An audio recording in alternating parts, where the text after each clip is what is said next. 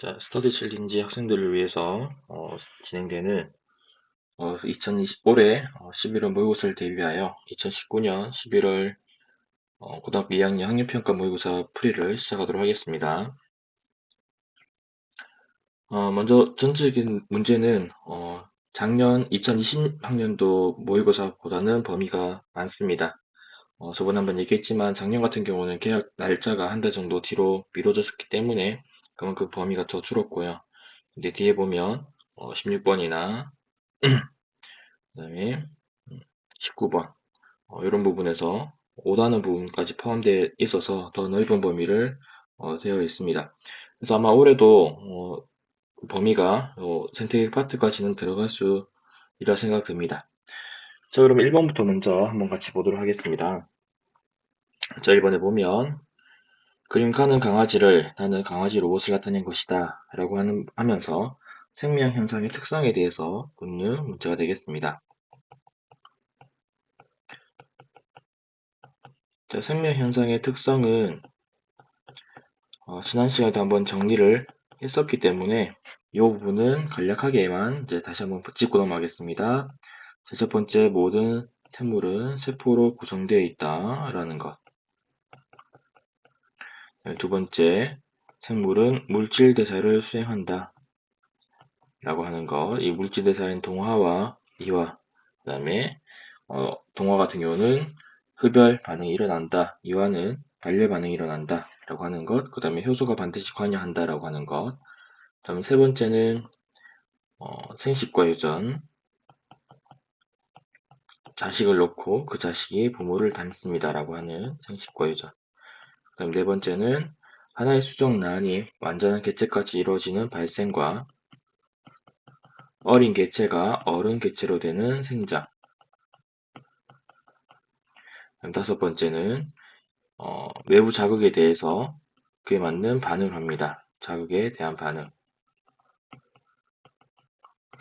그 반응 중에 일부는 일정한 상태를 유지하려고 하는 반응이 있습니다. 그것을 항상성. 그 다음에 여섯 번째는 환경 변화에 대해서 적응. 그것이 그 종에 대한 특성으로 형질로 고착화되면 진화라고 얘기했습니다. 그래서 이 여섯 가지에 대해서 생명 현상의 특성들은 꼭 기억해 주시면 좋겠고요. 자, 그럼 결국은 이제 생물이냐, 생물이 아니냐를 구분하는 것에 대한 얘기인 거죠. 기억에 가는 자극에 대해서 반응한다. 생물이기 때문에 자극에 대한 반응을 한다. 되겠고, 니은 나는 세포 분열을 한다. 자, 세포 분열을 한다라는 것은 세포로 구성되어 있다라고 하는 것들이죠. 그래서 니은은 해당되지 않는 거고, 그 다음에 가고 나는 모두 물질 대사를 한다. 자, 물질 대사는 생명체 내에서 일어나는 모든 화학 반응을 얘기합니다. 그래서 나는 해당되지 않습니다. 그래서 정답은 1번 이렇게 되겠습니다. 그래서 작년 문제를 풀든 아니면 2019학년도 문제를 풀든 생명 현상의 특성에 대한 부분들은 반드시 출제가 될 수밖에 없는 부분이기 때문에 생명 현상의 특성에 대해서는 여러분들이 꼭 기억을 해 주시기 바라겠습니다. 되나요? 자, 2번 문제 보겠습니다. 자, 2번 다음은 대사성 질환에 대한 학생 ABC의 발표 내용입니다. 라고 해서 대사성 질환에 대해서 얘기를 했습니다.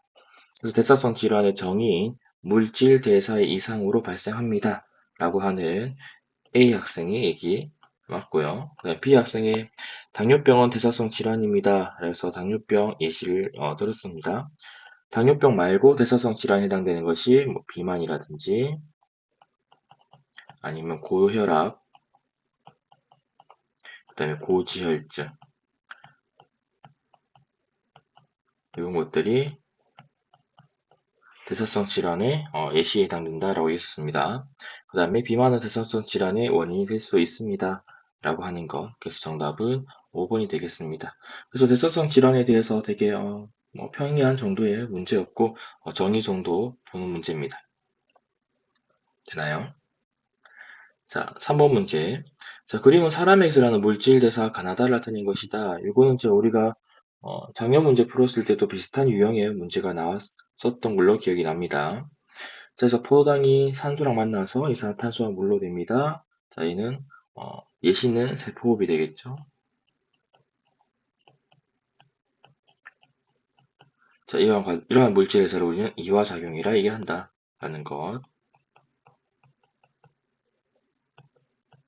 그 다음에 아미노산이 단백질로 됩니다. 단백질 합성을 얘기합니다.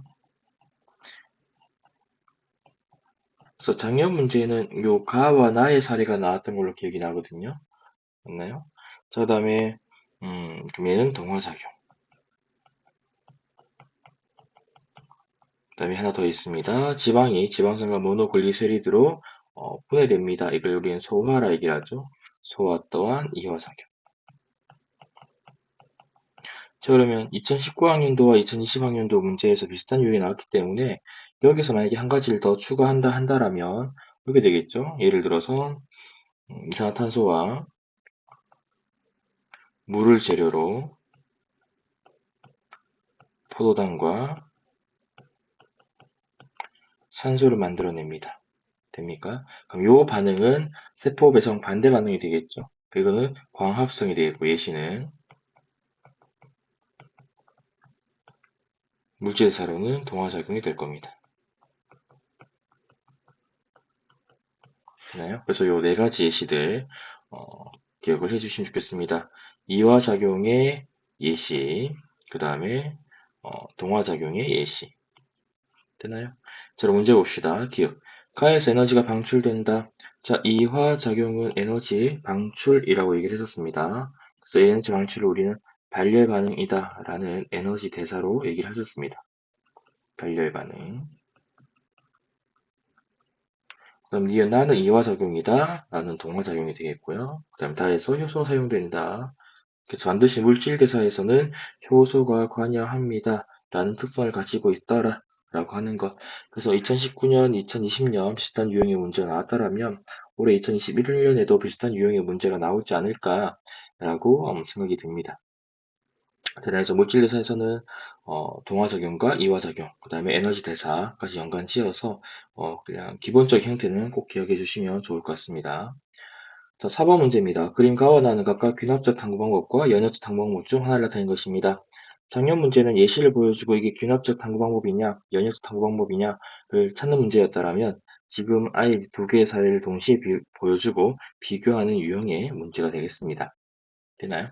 자, 그 다음 기획관이는 각각 가설 설정과 결론 도출 중 하나입니다. 라고 했습니다. 그러면 가의 가설 설정과 결론 도출 중 하나를 했으니까 가가 연역적 탐구 방법이 되겠죠. 그 다음에 나가 귀납적 탐구 방법입니다. 자, 그렇게 보지 않더라도 특징을 본다라면 자, 관찰을 합니다. 그 다음에 문제 인식을 하고요. 그 다음에 탐구 설계를 하고 결과물 정리 분석합니다. 여기서 중요한 건 탐구를 하더라 라고 하는 것들인 거죠. 그리고 다른 말로 실험을 합니다 라는 거죠. 실험. 되나요? 그럼 기획에 들어올 말은 가설 설정. 그 다음에 니은에 들어갈 말은 결론 도출. 그래서 탐구 방법에 대한 과정도 한 번 정도는 봐주시면 좋을 것 같습니다. 그 중에서 가장 중요한 거는 한 번 더 강조한다라면 가설 설정이라고 하는 것 됩니까? 가설이란 잠정적인 답을 얘기하는 거고 추사 변인과 종속 변인으로 서술된다라고 얘기를 했었습니다. 그 다음에 탐구 설계에서 변인 통제, 변인에 대해서 독립변인과 종속변인, 독립변인은 조작변인과 통제변인 지난 시간에 했었는데 다시 한번 정리를 할까요? 자, 변인에서는 원인이 되는 독립변인과 그에 대한 결과인 종속변인. 자, 독립변인은 다시 내가 실험을 통해서 바꿔줘야 되는 부분, 조작 변인과 그 다음에 일정하게 유지해야 되는 변인, 통제 변인으로 구분될 수 있습니다. 되나요? 그렇게 되겠죠? 그 다음에 실험에 대한 신뢰도를 높이기 위해서 비교 실험을 한댔습니다. 그걸 우린 대조 실험이라고 얘기를 한다 했었죠. 대조 실험. 그래서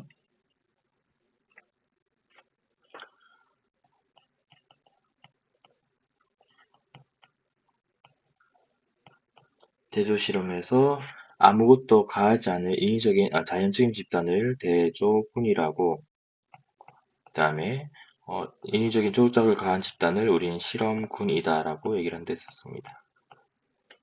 되나요? 그래서 그 내용까지 같이 봐주시면 좋을 것 같습니다. 자, 귀납적을 한번 잠깐 볼까요? 귀납적을 보면 자연 현상에 대해서 관찰을 합니다. 그다음에 무엇을 볼 건지 관찰 주제를 정하고요. 관찰 방법을 고안하고요. 관찰을 수행하고요. 그래서 규칙성을 발견하고 일반을 합니다. 그래서 처음 관찰로 시작되어서 관찰로 끝나는 형태 됩니까? 아, 그래서 얘도 이렇구나라고 얘기할 수 있는, 되나요? 자, 그럼 문제 봅시다. 자, 가는 귀납적 당방법이다. 귀납이 아니라 연역적 당방법이 되겠죠. 자, 니은, 기억은 가사 설정이다. 맞는 얘기고. 대조 실험을 하는 수행 탐구는 나입니다. 나가 아니라 가 되겠죠. 대조 실험. 그래서 나오는 문제 유형들은 거의 비슷비슷합니다. 변인에 대해서 찾을 수 있느냐, 그다음에 대조 실험에 대해서 이해를 하느냐라는 부분. 그래서 이렇게 단계를 보여주고 문제를 물어보는 경우도 있고, 작년 문제처럼 실질적인 실험 사례를 보여주고 이것이 연역인지 귀납인지, 그다음에 그 단계에서 해당되는 과정들이 무엇인지를 찾는 문제들이 주로 나오는 형태가 되겠습니다. 자, 그래서 4번의 정답은 2번이 되겠습니다. 2번이 되겠습니다. 됐나요? 자, 5번 문제입니다. 그림 어떤 사람의 핵형 분석 결과를 나타낸 것입니다. 자, 핵형 분석입니다. 핵형. 아, 염색체 수와 모양을 얘기하는 것을 우리는 핵형이라 얘기를 한다. 라고 했었죠. 자, 이에 대한 설명 중 옳은 것만을 바른 것을 보겠수 있는 대로 고른 것은 이라고 얘기했습니다. 자, 그럼 문제에서 쭉 봤더니, 자, 1번 2개, 2번 2개, 3번 2개, 아, 그렇구나. 자, 중요한 건, XY구나. 성별을 알 수 있습니다. 라고 하는 것. 그 다음에 21번 염색체가 3개를 가지고 있습니다. 라는 특징이 있더라. 됩니까? 자, 그러면 문제 보면, 이 사람은 다운 증후군의 염색체를 가지고 있습니다. 되나요? 다운 증후군이었죠? 21번 염색체가 3개 가지고 있는 거, 다운 증후군. 그럼 이 핵형 분석 결과에서 관찰되는 상황 염색체 수는, 자, 정상이라면 2n 꼴 46개입니다. 라고 했습니다. 그럼 이 46개의 의미는 44개의 상염색체와 2개의 성염색체로 나뉘어진다라고 얘기를 했었습니다. 맞나요? 저기서 44개의 상염색체, 그 다음에 2개의 성염색체.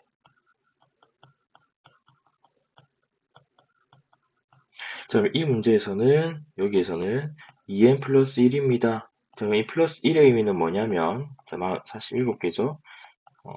상위 염색체가 한 개 더 있는 거죠. 더하기 2가 되겠습니다. 그래서 상위 염색체는 47개가 아니라 45개다 되겠죠. 됐나요? 자, 그 다음에 이 핵경 분석 결과에서 남모양 적혈구 빈혈증의 여부를 알 수 있다. 자, 남모양 적혈구 빈혈증은 유전자 이상 돌연변이다. 그죠?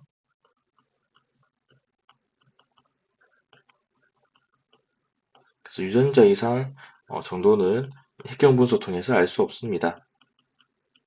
왜? 핵형 분석은 염색체의 수와 크기와 모양에 대한 얘기이기 때문에, 염색체에 대한 얘기이기 때문에 됩니까? 그래서 정답은 1번 되겠습니다.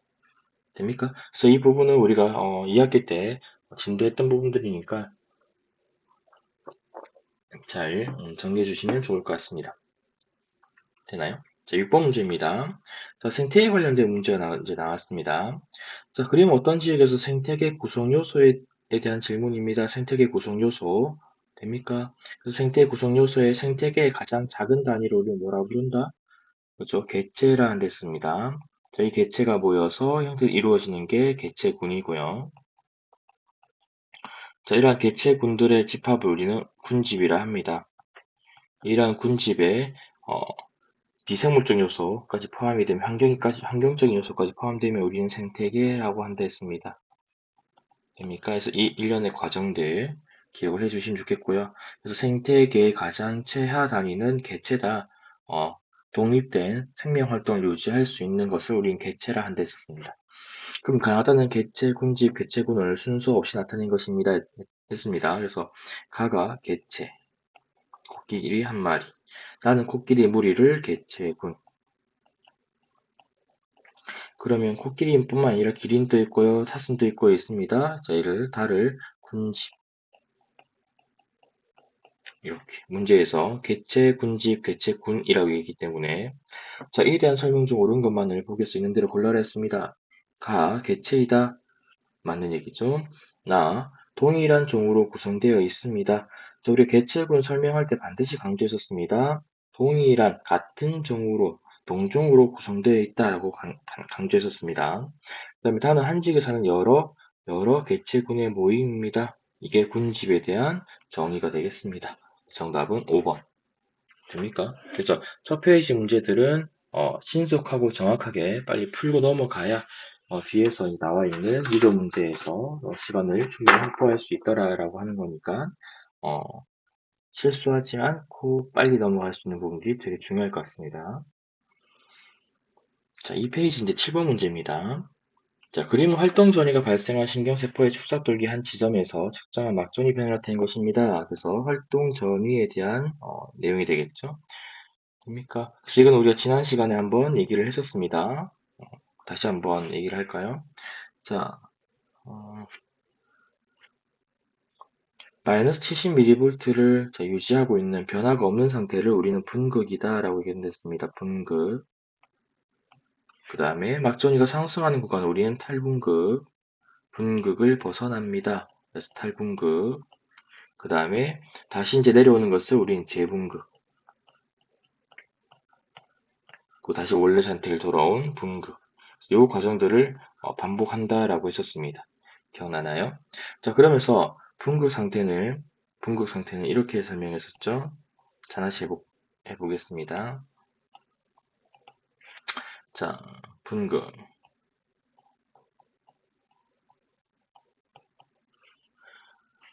자, 이 부분은 몇 번을 강조해도 부족함이 없기 때문에 이를 검은색으로 할까요? 이를. 자, 이 부분은 몇 번을 강조해도 부족함이 없기 때문에 한 번 더 강조를 좀 하겠습니다.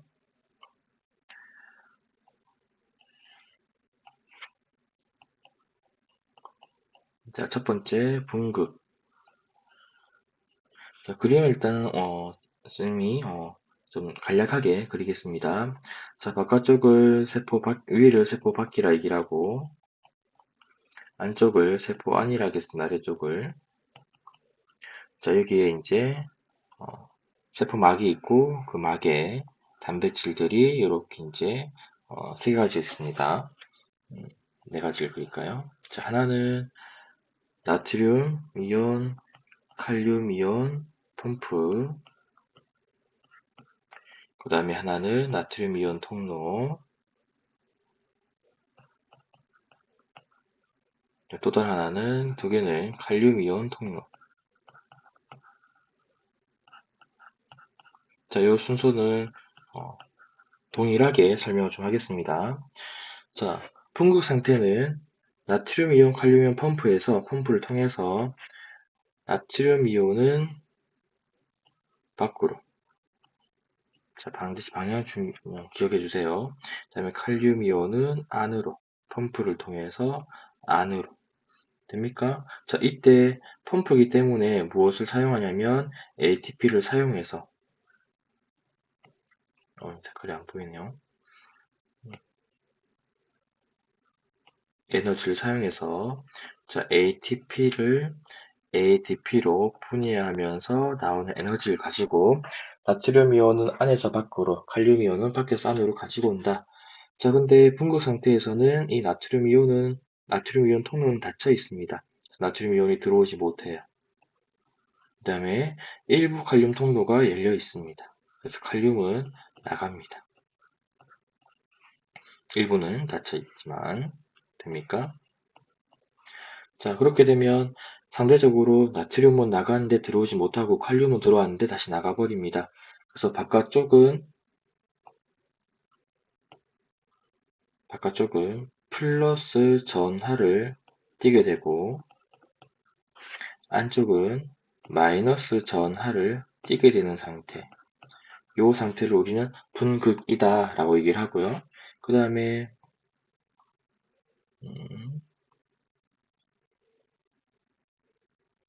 색깔이 많이 필요하네요, 이게. 자, 그 다음에 바깥쪽은 자, 바깥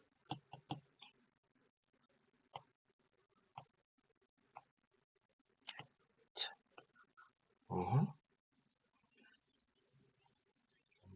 뭘까요?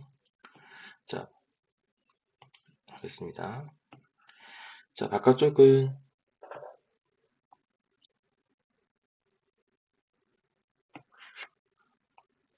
나트륨 이온의 농도가 높고 안쪽은 칼륨 이온의 농도가 높습니다. 됩니까? 자, 이 상태가 되는 것을 우리는 분극이다 라고 얘기를 한 데 썼습니다. 되나요? 자, 그러면 자, 자극이 왔어요. 활동 전이가 왔습니다. 그럼 이게 이제 분극 상태가 벗어나는 것을 우리는 탈분극이라는 데 나왔죠. 자, 그럼 탈분극 상태에서는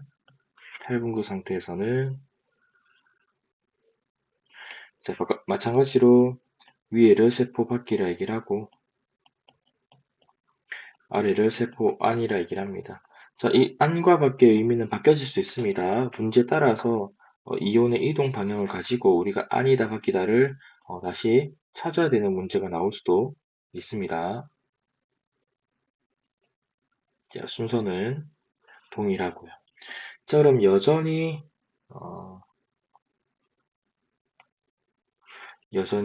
펌프에 의해서 나트륨 이온은 밖으로 나가고 칼륨 이온은 안으로 들어올 겁니다.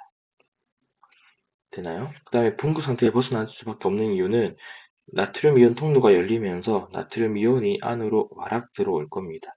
그 다음에 칼륨 이온의 통로는 모조리 다 닫혀버립니다. 됩니까? 그러면 안쪽의 전하는 플러스 전하가 되는 거고 바깥쪽은 상대적으로 마이너스 전하를 띌 수밖에 없는 상태. 됩니까? 그래서 이렇게 된다. 자, 그러면 이때 나트륨이 들어올 수밖에 없는 이유는 뭐 때문이냐면 바깥쪽에 나트륨 이온의 농도가 안쪽보다 높기 때문에 들어올 수 있습니다. 그다음에 안쪽은 항상 칼륨의 농도가 높습니다. 라고 얘기를 했었습니다. 되나요? 자, 그럼 이렇게 문제 나올 수 있습니다. 탈분극이 일어나면 나트륨 이온이 들어오지 않느냐? 그럼 나트륨 이온의 농도가 안이 높지 않을까라고 얘기할 수 있지만 계속 나트륨 이온, 칼륨 이온 펌프가 작동하기 때문에 이 펌프가 작동하기 때문에 탈분극이 일어난다 하더라도 나트륨 이온의 농도는 바깥쪽이 높을 수밖에 없다라는 특성을 가지고 있습니다. 됩니까? 그래서 중요한 건 탈분극이라는 이유는 나트륨 이온의 통로가 열린다라고 하는 것. 자, 그럼 얘가 다시 이제 이 녀석이 다시 원래 상태로 이제 돌아가려고 하는 것을 우리는 재분극이다라고 얘기한댔습니다.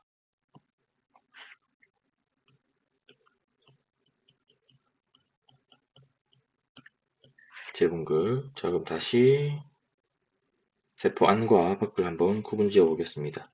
세포 밖. 여기를 세포 안. 그 다음에 하나, 둘, 셋, 넷. 되나요? 자, 그러면 이제 여전히 나트륨 이온은 밖으로 펌프에 의해서 칼륨 이온은 안으로 펌프에 의해서 그 다음 나트륨 이온의 통로는 싸그리 닫혀버립니다. 들어오지 못합니다. 칼륨 통로는 다 열려버려요.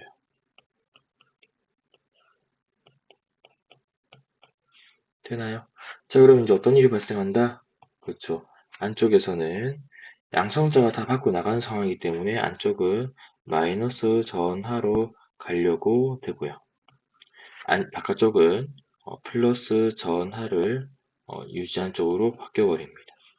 됩니까? 그래서 여기서 중요한 거는 항상 전하가 안쪽이 우리 관심사는 세포 안이라 겠습니다 그래서 마이너스 전하입니다. 플러스 전하입니다. 다시 마이너스로 갑니다. 되겠죠? 그래서 여기서 보면 마이너스입니다. 플러스로 갑니다. 다시 마이너스 내려옵니다. 됩니까? 그래서 이 상태를 유지하고 있더라 라고 하는 것. 그 다음 두 번째는 나트륨 탈분극일 때 나트륨 이온은 밖에서 아닙니다. 자, 그럼 만약에 문제에서 탈분극이라는 자료를 보여주고 밖과 안을 표시하지 않는다라면 나트륨이 들어오는 방향이 안쪽 되겠죠?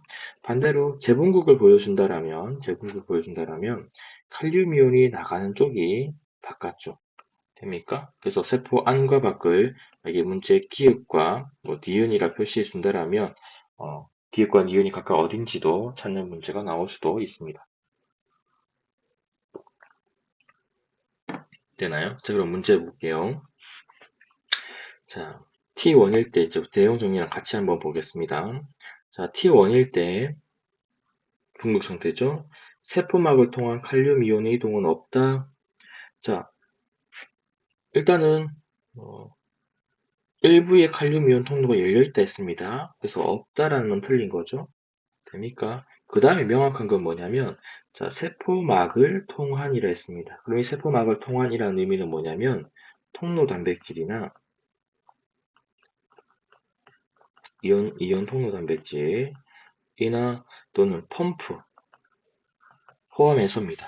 만약에 문제에서 T1일 때 칼륨 이온 통로를 통한 칼륨의 이동은 없다. 물론 있지만 그렇게 얘기해도 틀린 문장이 되겠죠. 그래서 세포막을 통한 막 투과도를 묻는 건지 아니면 통로 단백질만을 이용한 것을 묻는 건지에 따라서 달라질 수 있습니다. 되나요? 그래서 없다는 틀렸다. 왜 항상 펌프는 존재하기 때문에 됩니까? 만약에 탈분극이나 재분극에서 칼륨 이온 통로 단백질을 통한 칼륨의 이동은 없다. 맞는 거죠. 나트륨 이온 통로를 통한 나트륨의 이동은 없다. 맞는 거죠. 그래서 나트륨 이온 통로를 통한 건지 아니면 단순히 막 투과도, 막을 통과하는 정도 또는 세포막을 통한 이동이 없다로 묻는 건지를 구분해서 이해해 주시면 좋을 것 같습니다. 니은. 자, 나트륨 이온의 막 투과도는 나트륨 이온의 막 투과도는 T2일 때, 탈분극입니다. T가 T3일 때보다 크다. 자, 나트륨 이온의 막 투과도는 물론 둘 다 펌프에서 이동은 있지만 탈분극은 나트륨 이온 통로가 열리면서 들어옵니다. 그 다음에 재분극은 나트륨 이온 통로가 닫혀서 들어오지 못합니다. 됩니까? 그래서 T2일 때가 T3보다는 나트륨 이온의 막 투과도는 증가합니다. 되겠죠? 그래서 니은은 맞다. 그 다음에 T3는 재분극이 일어나고 있다. 맞다. 되겠죠? 됩니까? 그래서 세포막을 통한 이온의 이동과 다시 정리 한번 볼까요?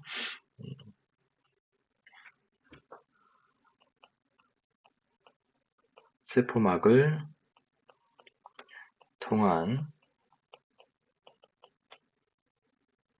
이온의 이동과 그 다음에 통로 단백질 통한 이온의 이동.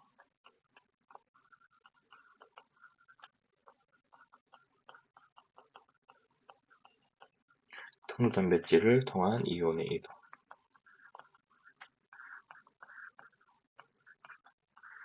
을 구분해서 이해해 주시면 좋겠고요. 세포막을 통한 이온의 이동을 다르게는 일제 막투과도라는 개념으로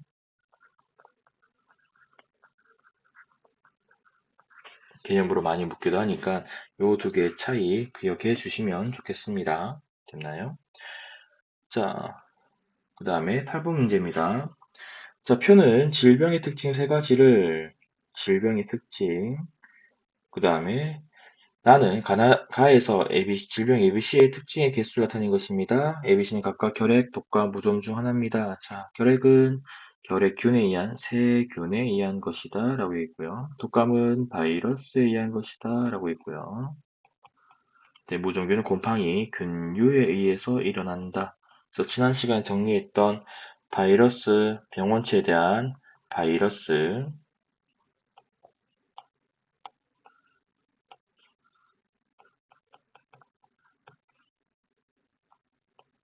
그 다음에 세균, 그 다음에 원생생물,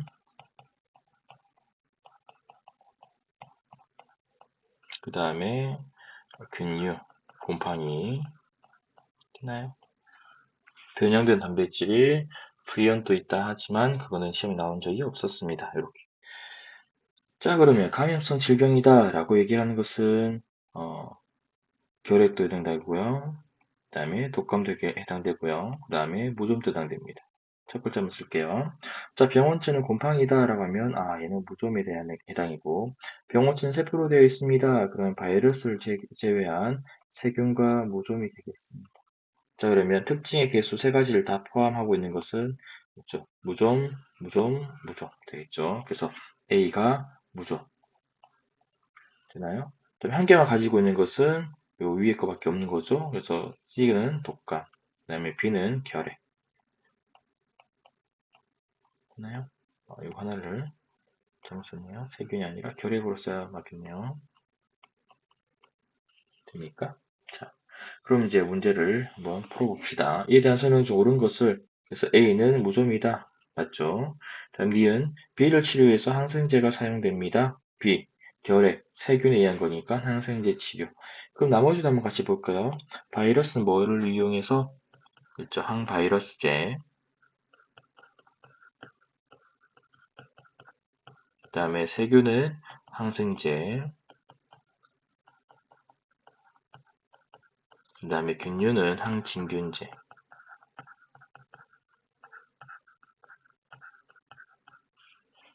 되나요? 자, 그 다음에 C의 병원체는 핵선을 가진다. 그래서 바이러스는 핵선을 가집니다. 라는 얘기를 했었습니다. 네, 모두 가지고 있다. 핵선뿐만 아니라 단백질도 가진다. 정답은 5번이 되겠습니다. 기억, 니은, 디귿. 되나요?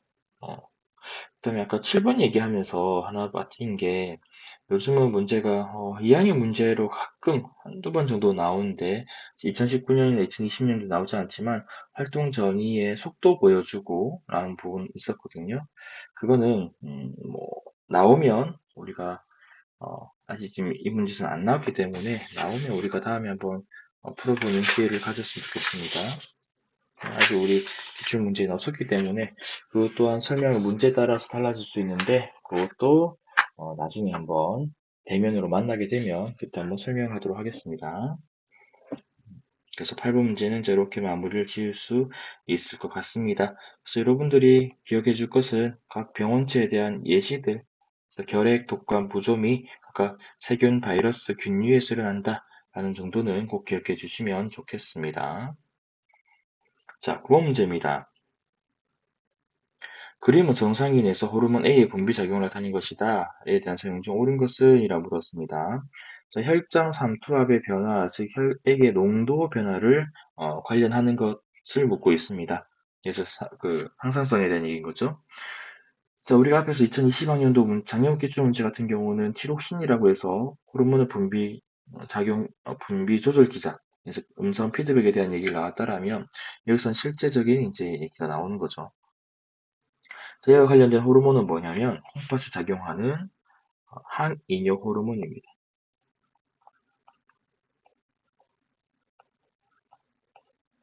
자, 이 항이뇨 호르몬의 약자는 ADH입니다.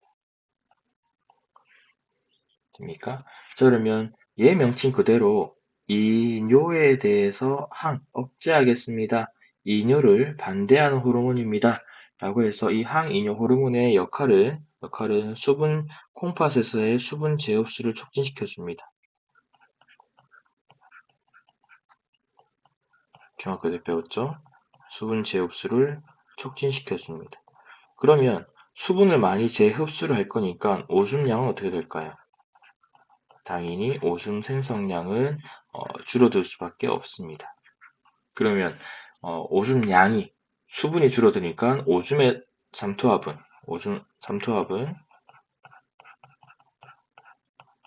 즉 오줌의 농도는 증가될 수밖에 없겠죠. 되나요? 자, 그럼 언제 이 수분 재흡수를 촉진시켜 줄까요? 내 몸의 상태가 지금 어떠한 상태다? 라고 하는 것, 어떠한 상태? 그렇지. 내 몸의 수분량이 적어요. 즉, 체내 수분량이 적습니다.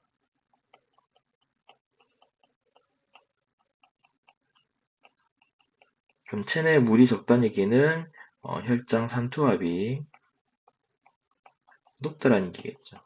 농도가 진해요 라겠죠. 됩니까? 자, 그럼 얘가 이제 원인이 되는 거죠.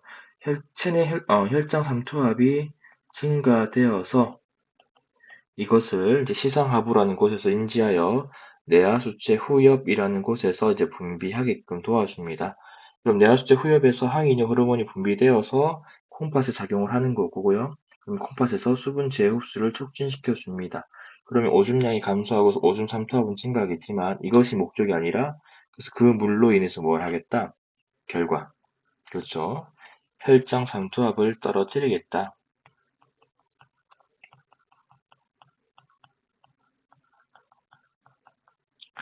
감소. 이게 결과가 되겠죠.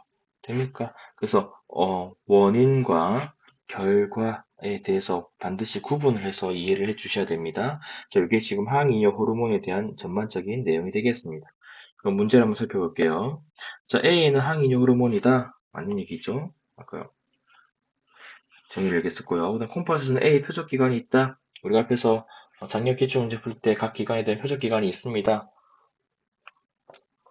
라고 설명을 했었습니다. 그 다음에 A 혈중 농도가 증가하면 분비량이 증가하면 콩팥에서 수분 재흡수가 억제된다. 억제가 아니라 뭐 된다? 그렇죠. 촉진된다 라고 얘기했습니다. 됩니까? 그래서 정답은 기획권 이윤이 되겠고요. 그 다음에 얘와 관련해서 그래프가 하나 이제 얘기할 수 있겠죠. 예를 들어 이런 거죠. 그래프죠. 검색을 할게요.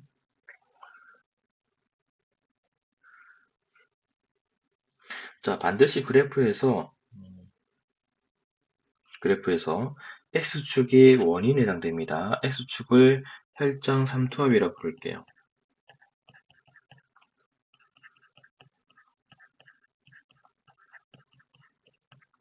혈장 삼투압. 내 몸의 농도가 자, X축 증가합니다. 그럼 혈장 삼투압이 농도가 증가합니다. 라는 얘기는 전체 혈액량은 어떻다? 적다라는 거죠. 되나요? 혈장 삼투압이 증가한다는 얘기는 혈액량 감소합니다라는 거죠. 그러면 이제 혈액량을 늘리기 위해서 확보하기 위해서 어떻게 재흡수를 많이 해야 된다. 그럼 Y축이 만약에 항이뇨 호르몬 ADH의 분비량이라 합시다. 그럼 어떤 그래프가 그려지냐면 얘가 이렇게 되는 그래프가 될 겁니다. 되나요? 이보단 좀 더 급격해지는데 이렇게 될 겁니다. 그래서 어느 정도 혈장 삼투압이 증가하게 되면 ADH의 분비량이 늘어납니다. 이렇게 되겠죠? 그러면 이때를 P1일 때, 이때를 P2일 때라고 한다면 오줌량은 어디가 더 많을까요? 오줌량. 자, 오줌량을 늘리기 위해서 또는 오줌 삼투압을 늘리기 위해서 이러지 않습니다. 중요한 건 원인은 어디냐면 내 몸의 수분량이 어떠냐, 내 몸의 혈장 삼투압이 어떠냐가 원인이 됩니다. 되나요? 자, 그러면 자, 오줌량은 P1일 때보다 P1일 때보다 P2일 때가 더 적어야 되겠죠. 왜? ADH 분비량이 많으면 수분 재흡수가 많습니다. 수분 재흡수가 많으면 오줌량은 줄어들 수밖에 없습니다. 그럼 반대로 오줌 삼투압을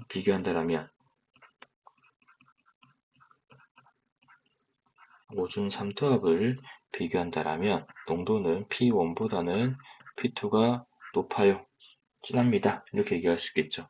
됩니까? 그래서 그래프 같이 기억을 좀 해주시면 좋을 것 같습니다. 되나요? 이 그래프 정도는 꼭 기억을 해 주시면 좋을 것 같습니다. 됩니까? 자, 그럼 만약에 내가 물을 많이 섭취했습니다. 그럼 내 몸의 농도가 어떻게 될까요? 낮아지겠죠? 그러면 ADH 분비량 어떻게 된다? 같이 낮아진다. 왜? 내 몸에 물이 많기 때문에 굳이 재흡수를 할 필요가 없습니다. 되겠죠? 그래서 그래프 같이 기억을 해주시고 또는 상황이 제시된 상황에 대해서도 여러분들이 기억을 해주시면 좋을 것 같습니다. 자, 10번 문제입니다. 그림은 중추신경계로부터 말초신경계를 통해서 홍채, 심장, 골격근에 연결된 통로를 나타낸 것입니다. 자, 꾸준하게 지금 출제되고 있는 유형이 되겠죠? 말초신경에 대한 정리. 자, 그럼 말초신경에 대한 정리를 우리 같이 한번 해보겠습니다. 자, 말초신경계는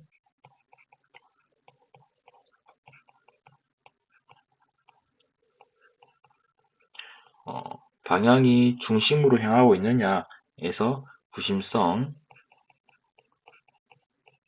원심성 나뉘어진다 되겠습니다. 그죠? 구심성은 가운데로 들어오는 얘를 칸이 모자라겠네요. 자, 이걸 밑에 적을게요. 신경계 전반을 다 할까요? 자, 신경계는 크게 중추신경계와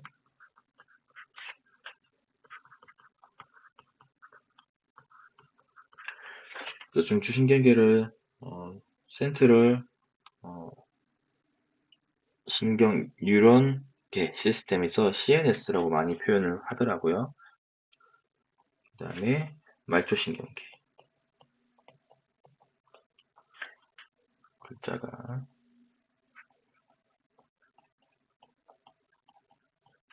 자, 중추신경계는 다시 구분을 합니다. 뇌와 척수로. 자, 뇌는 다시 분류됩니다. 제일 위에 있는 대뇌, 대뇌 밑에 간뇌, 간뇌 밑에 중간뇌, 중간뇌 밑에 뇌교, 그 뒤에 소뇌, 제일 아래쪽에 연수, 요렇게 됩니까? 그 다음에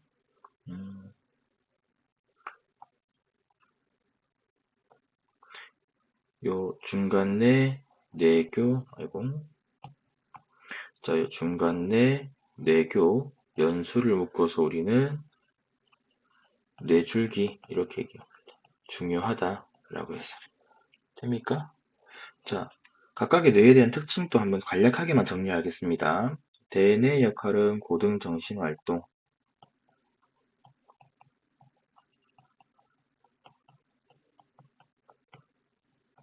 활동이고 바깥쪽을 우리는 겉질이라는데 겉질이 색깔이 회색질입니다. 그러니까 색깔이 진해요. 명암이 있습니다. 회색질인 이유는 여기에 신경세포체가 모여있기 때문에. 그 다음에 안쪽은 속질을 보입니다. 속질은 색깔이 희어요. 백색질이라 합니다. 얘는 축삭돌기가 있기 때문에.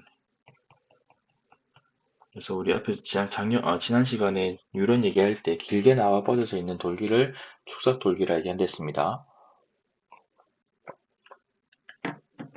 그래서 겉질과 속질에 대한 구분을 좀 해주시면 좋겠습니다. 자, 간내는 항상성 조절입니다.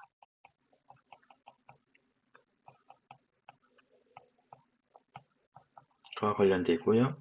자, 간내는 다시 구분하면 시상이라는 것과 그 다음에 시상하부로 나눌 수 있습니다. 시상 아래쪽이라는 거지. 자, 그러면 시상하부는 다시 뇌하수체 전엽과 뇌하수체 후엽으로 나눌 수 있습니다.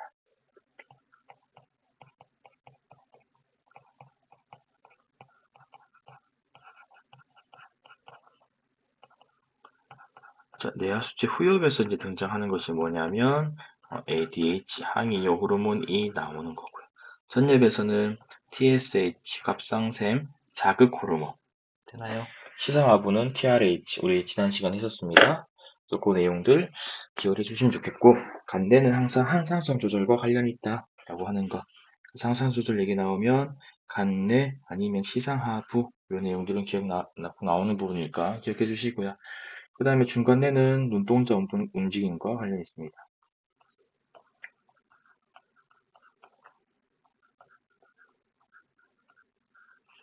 그 다음에 뇌교는 좌뇌와 우뇌를 연결시켜 준다 정도 되겠고요. 소뇌는 몸의 움직임, 몸의 운동과 관련이 있습니다. 그래서 운동신경이 발달되어 있다 라고 얘기하는 것은 손해가 발달되어 있다 라고 하는 거고요. 연수는 생명활동 조절 중추입니다.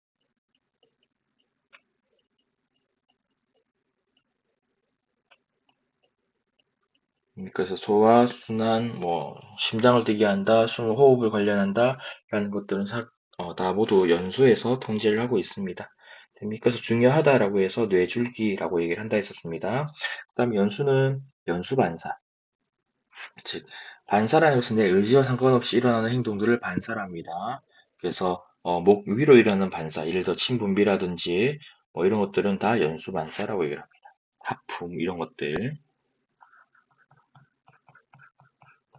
연수반사의 조절 중추입니다.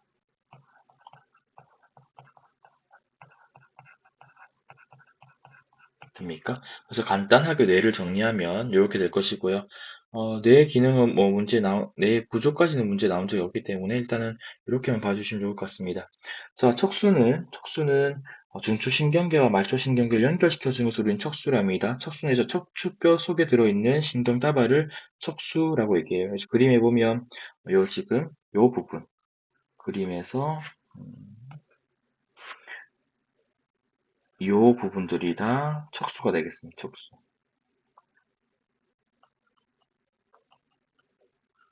되나요?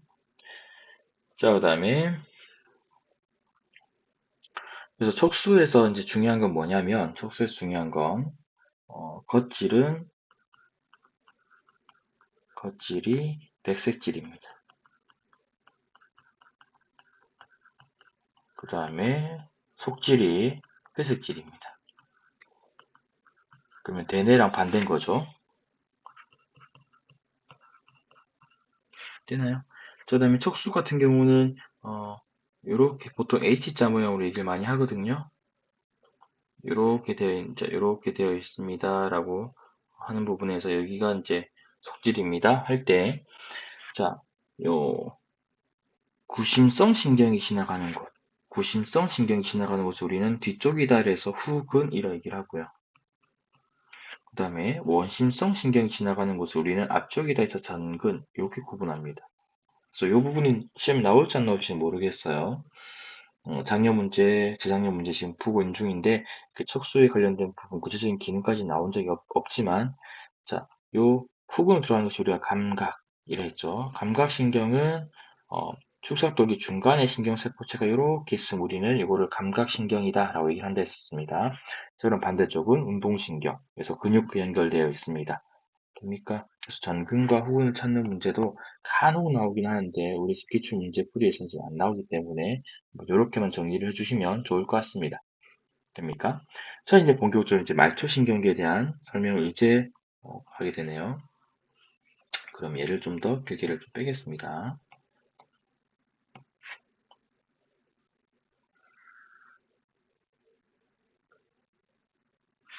자, 말초신경계는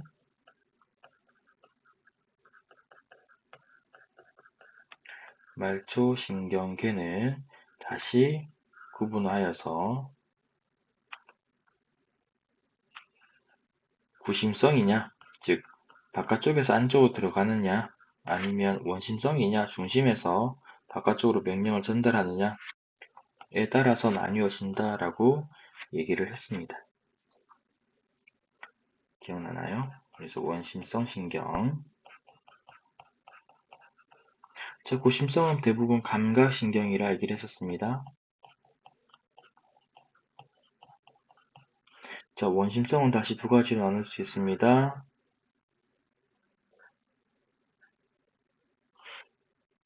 체성 운동신경 또는 체성신경 또는 운동신경 이렇게 얘기를 하죠. 체성 운동신경. 그 다음에 자율신경.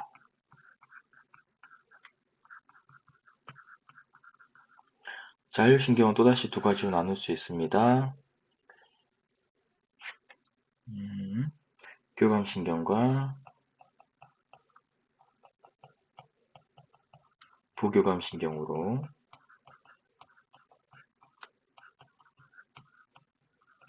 자, 체성운동신경과 자율신경의 차이는 이거로 했습니다. 체성운동신경은 신경세포체가 있고요. 하나의 뉴런으로 구성되어 있습니다. 라고 했었고요. 그 다음에 교감신경과 부교감신경인 자율신경은 두 개의 뉴런으로 구성되어 있는데 교감신경은 앞에 게 짧고 뒤에 게 길어요 라고 했었고요. 그 다음에 부교감신경은 앞에 게 길고 뒤에 게 짧아요 라고 했습니다. 됩니까? 그래서 그 부분을 신경절이다 라고 얘기했습니다. 신경절.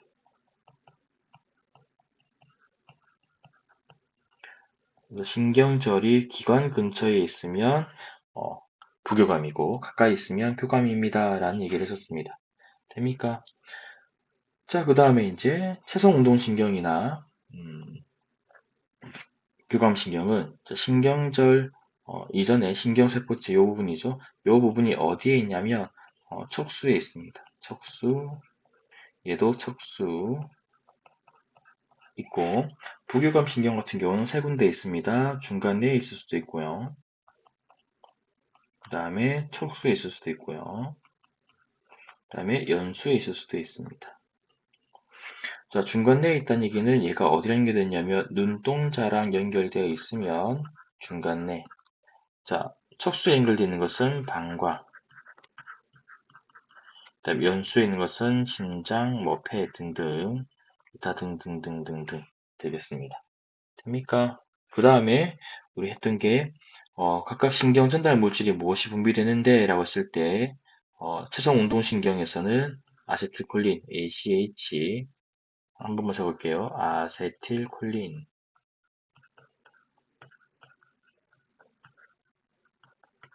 그 다음에 교감신경에서도 아세틸콜린. 부교감신경 신경절에서도 아세틸콜린. 부교감신경의 신경절 이후 뉴런의 신경세포체에서도 주석두개 말단에서도 아세틸콜린. 근데 교감신경에서만 여기만 뭐가 분비된다? 그렇죠. 노르에피네프린. 에피네프린. 됩니까? 그래서 이 구분도 반드시 해주시면 좋겠습니다. 자, 지난 시간에 우리가 교감, 부교감 성질을 안 했던 것 같네요. 그것만 잠깐만 정리해 볼까요?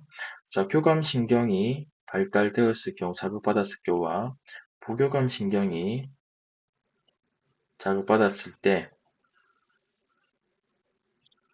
일어나는 특징이 각각, 자, 만약에 심장이다, 심장 박동이다 라고 한다면 교감은 증가, 부교감은 감소. 그 다음에 호흡운동,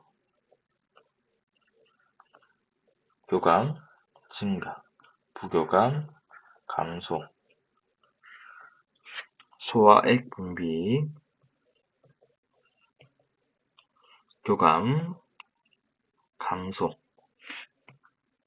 즉 도망가야 되기 때문에 소화할 여력이 없는 거죠. 그래서 교감일 때는 소화액 억제, 분비 억제, 그 다음에 부교감일 때는 촉진, 그 다음에 마지막으로 방광. 자, 도망가야 됩니다. 방광은 이완. 부교감일 때, 여유로웠을 때 화장실 가고 싶습니다. 방광 수축. 이렇게 됩니까? 그래서 각각의 교감과 부교감 작용할 때 내용까지 기억을 해주시면 좋겠습니다. 그래서 내용이 조금 많죠? 자, 그럼 이 문제 볼게요. 자, 그러면 이 문제에서는 신경절이 여기 있네요. 그 다음에 신경절이 여기 있네요. 되나요? 자, 그러면 A는 부교감,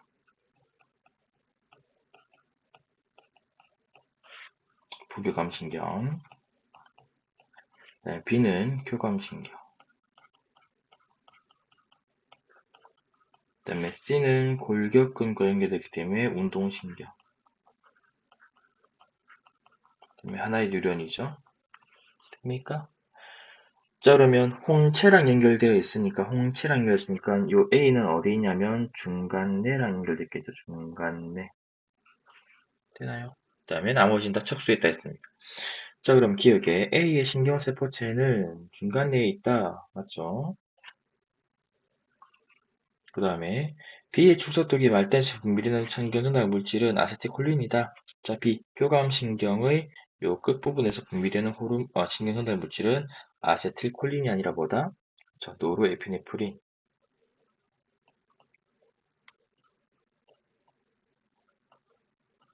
그 다음에 C는 체성신경계에 속한다. 맞죠? 그래서 기읍과 디귿이 맞습니다. 이렇게요. 됩니까? 그래서 10번 문제도 이렇게 마무리를 지을 수 있을 것 같습니다. 되나요? 자, 11번 문제입니다. 자, 11번은 골격근의 근육 섬유 구조와 수축 과정에 대한 설명입니다. 라고 지금 되어 있습니다. 자, 문제를 풀면서 같이 한번 볼까요? 자, 근육의 섬유를 구성하는 근육 원섬유 마디 X의 구조를 근육 원섬유 마디 X라 했습니다. 이걸 우리는 근절이란 됐죠. 자, 표는 X가 수축하는 과정에서 시점 T1과 T2에서 X의 길이와 그 다음에 X에서의 기역의 길이와 니은의 길이를 나타낸 것입니다. X는 좌우대칭입니다. 자, 기역은 뭐냐 했을 때 마이오신 필라멘트와 액틴 필라멘트가 겹치는 부위고요. 니은은 마이오신 필라멘트만 있는 부위입니다. 자, 그러면 니은은 우리가 마이오신 필라멘트만 있는 가운데 부분입니다. H대라고 얘기를 한다 했죠. 그 다음에 기역은 겹치는 부위. 이거는 겹치는 부위. 다 쓸 수 없으니까. 되나요? 자, 그러면 T1일 때 겹치는 부위와 T2일 때 겹치는 부위의 길이가 T2가 짧네요. 그러면 얘가 이쪽으로 덜 겹치네요. 자, 많이 겹쳤습니다. 어떻게 표현할까요, 이걸? 자, 이렇게 많이 겹쳤습니다와 그 다음에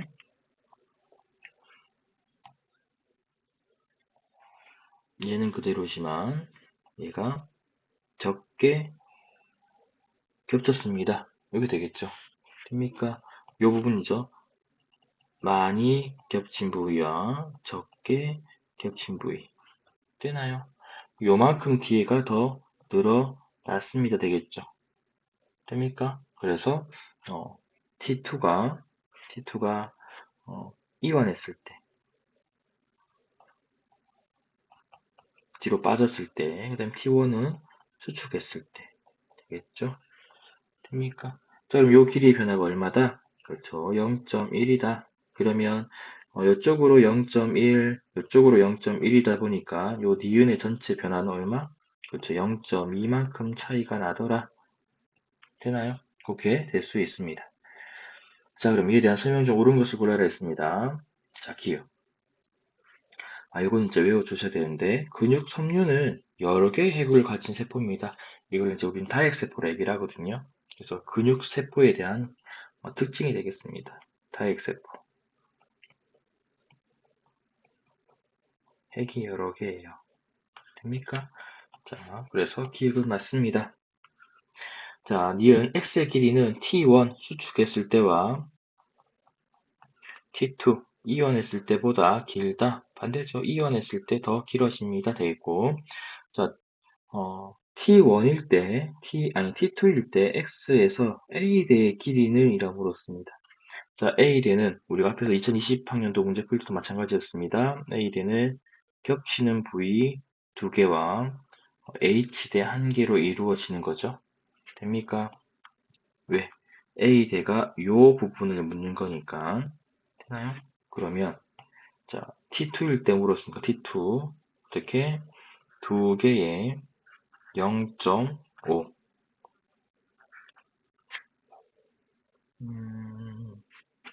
자, 봤을까요?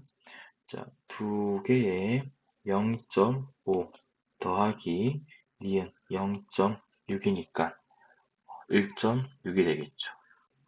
됩니까? 그래서 이것도 맞습니다. 이렇게. 그래서 정답은 3번입니다. 그래서 지금 뭐 2019년 문제나 2020년 문제에서 다 A 대 길이에 대해서 이제 많이 포인트를 묻고 있는 거죠. A 대 길이. 됩니까? 그래서 그 내용들도 같이 봐주시면 좋겠습니다. 자, 어느덧 이제 3페이지로 넘어가고 있네요.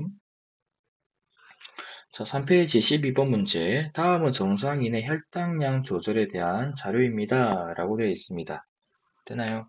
자, 혈당량 조절과 관련되어 있는 호르몬 잠깐 정리를 하고 한번 갑시다. 혈당량 조절. 자, 혈당량 조절에서는 두 가지입니다. 고혈당일 때와 그 다음에 저혈당일 때로 구분할 수 있습니다. 자, 고혈당이라는 얘기는 혈액의 포당량이 많아요. 그러면 역할은 뭐냐면 포당을 제거해야 되겠죠? 됩니까? 그래서 분비되는 호르몬은 인슐린이 분비됩니다. 인슐린, 고혈당일 때 인슐린 분비될 것이고요. 분비되는 장소는 이자의 베타세포입니다. 자, 그럼 이 녀석의 역할은 포도당을 제거해야 된다 했죠? 그래서 포도당을 무엇으로 바꿔주냐면 글리코젠이라는 물질로 바꿔줘요. 그래서 포도당의 종류만, 양만 줄여버리는 겁니다. 포도당의 양을 줄여버리는 역할. 그럼 얘가 인슐린이 작용하는 표적 기관이 어디냐면 간입니다. 간에서 이러한 역할들이 일어납니다. 그래서 혈당을, 포도당 양을 줄여서 혈당을 낮춰주는 역할을 하고 있고요. 저혈당일 때 분비되는 호르몬은 글루카곤입니다. 그럼 얘는 이자의 알파 세포에서 분비됩니다. 그래서 알파 세포냐 베타 세포냐 얘기는 이렇게 이해해 주시면 좋을 것 같아요. 기억이 먼저, 알파가 먼저. 그 다음에 이응은 나중, 베타 나중. 됩니까? 이렇게 이해해 주면 아마 틀리는 경우는 없을 것 같습니다. 자, 얘는 이제 저혈당, 혈당이 낮아요. 포당량이 적습니다. 그럼 어떻게? 포당량을 늘려야 되겠죠? 그래서 이 녀석의 역할은 무엇이냐면 글리코젠을 포도당으로 분해해요. 그래서 글루카곤의 표적 기관도 간입니다. 됩니까? 그렇게 이해될 수 있겠습니다. 자, 그럼 이제 문제에서 나오는 거죠. 그림가는 간에서 호르몬 A와 B에 일어나는 기획과 니네 사이의 전환을, 그 다음에 나는 24시간 동안 시간에 따른 호르몬의 혈중 농도를 나타낸 것입니다.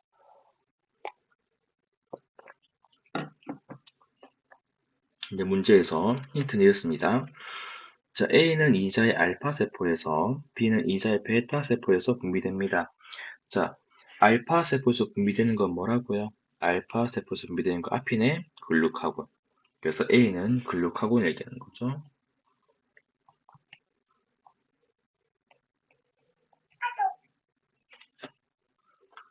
글루카곤.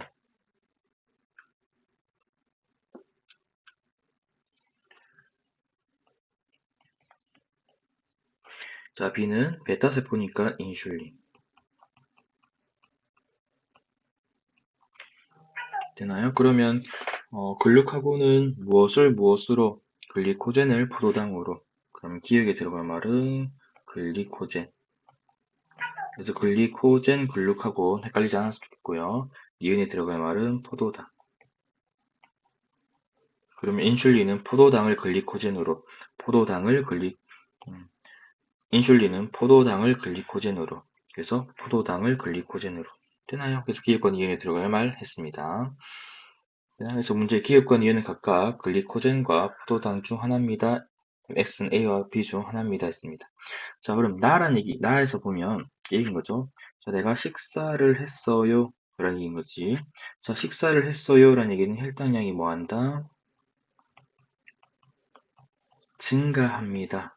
되겠죠. 증가. 그럼 혈당량이 증가할 때 낮추기 위해서, 즉 고혈당일 때 낮추기 위해서 분비되는 호르몬이 무엇이다? 인슐린이다. 그래서 혈당량이 증가할 때 증가하는 건 인슐린이 되겠습니다. 그래서 X는 인슐린이 될 겁니다. 됩니까? 그래서 얘를 그래프를 하나 그리면 이런 그래프를 그릴 수 있을 거예요.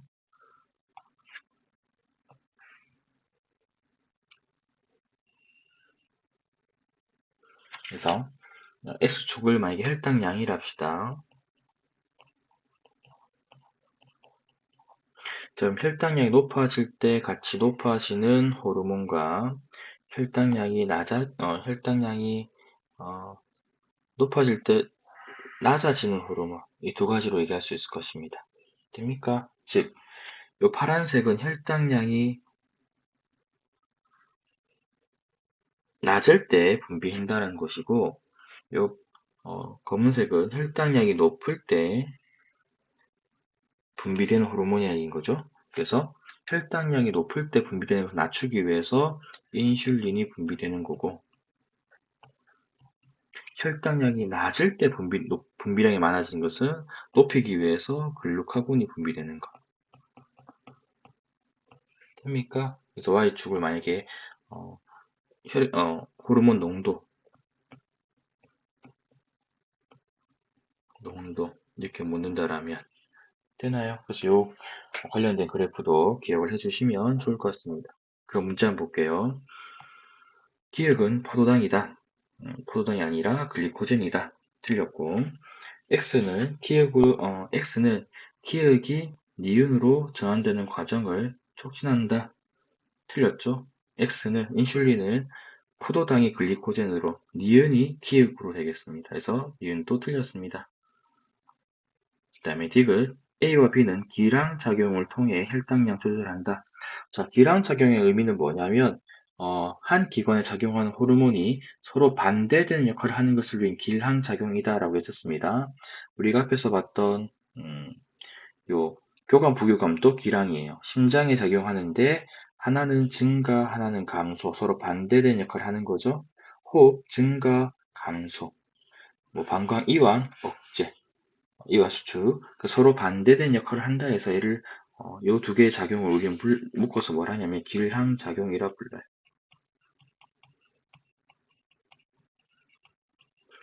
자, 그러면 여기에서도 서로 반대된 혈당량을 높여줍니다, 혈당량을 낮춰줍니다 라고 하기 때문에 얘 또한 길항작용으로 관여합니다. 정답은 디귿인 2번이 되겠습니다. 되나요? 그래서 요 내용들 언제 어떤 호르몬이 분비되는데 라고 하는 것들 기억을 해주시고요. 그 다음에 이제 꼭 기억을 해주실 것은 요 내용들을 기억해 주시면 좋겠습니다. 혈당량에 따른 호르몬의 농도 됩니까? 그럼 되겠습니다. 자, 13번 문제입니다. 자, 그림은 세포 가나다에 들어있는 모든 염색체를 나타낸 것입니다. 자, 조건 개체 1은 2n 이퀄 4고요. 개체 2는 2n 이퀄 물음표입니다. 됩니까? 그렇게 해주고 있죠. 자, 그럼 문제 보자. 문제 봅시다. 그러면 간은 상동이 있나요? 이거에 대한 상동 없습니다. 상동 없고요. 상동 없고요. 상동 없습니다. 되나요? 그래서 간은 n 되겠죠. n 이퀄 얼마? 4. 그러면 얘는 2n 이퀄 얼마? 8 되겠죠. 문제에서 2n 이퀄 4가 1이었고 2n 이퀄 물음표가 개체 1했으니까 간은 개체 2가 되겠죠. 나와봅시다. 나와봤더니 마찬가지로 이것에 대한 상동이 없습니다. 그래서 얘도 n 이퀄 4 되겠죠. 됩니까? 그럼 얘도 나도 개체 2번이 될 것이고 다 보면 이것과 이게 상동이고 지금 이것과 이것이 상동입니다. 상동이 있기 때문에 2n이고 2n 이퀄 얼마? 4. 그러면 얘는 1 개체군요. 됩니까? 그 다음에 가와 나에서 똑같은 핵상은 n 이고 4인데 기억과 니은의 차이는 그렇죠. 이것은 뭐 된 거? 복제된 거. 그럼 기억과 니은의 관계는 염색 분체. 이렇게 얘기할 수가 있습니다. 자, 문제 봅시다. 기억. 다는 1의 세포다. 맞는 얘기죠. 기억과 니은은 상동 염색체 아니고 염색 분체다. 다음에 티귿. 자, 감수 1분열 중기세포 1개라 물었습니다. 감수 1분열 중기니까 핵상은 얼마냐면 2n입니다. 되나요? 자, 그러면 2번에 2n일 때 염색체 수는 얼마다? 8개다. 되겠죠? n 읽고 4니까 2n 이퀄 8 되겠죠? 그래서 디귿도 맞습니다. 그래서 정답은 3번 기역 디귿이 정답이 되겠습니다. 되나요? 그래서 13번 문제는 이렇게 쉽게 해결될 수 있는 문제, 성별을 묻지 않았습니다. 그죠?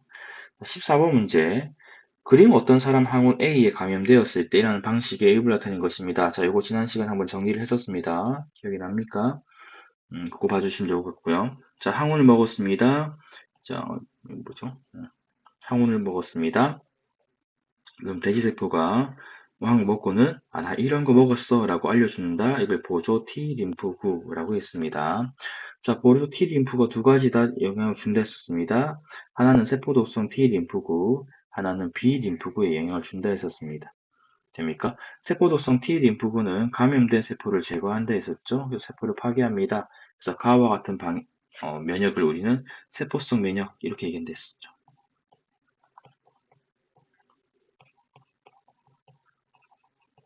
그 다음에 나와 같은 것은 B림프가 형질세포로 분화됩니다. 물론 형질세포와 기억세포로 분화되는 거죠. 각각으로. 그 다음에 이 형질세포에서는 뭘 만드냐면 항체를 만들고 항원 항체 반응을 통해서 항원을 제거합니다. 자, 이와 같은 면역 방식을 우리는 체액성 면역이다 라는 데 썼습니다.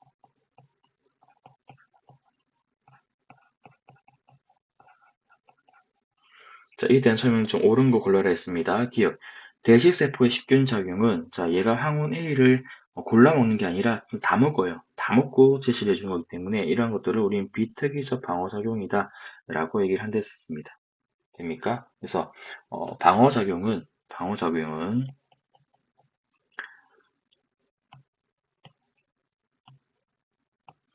자, 방어작용은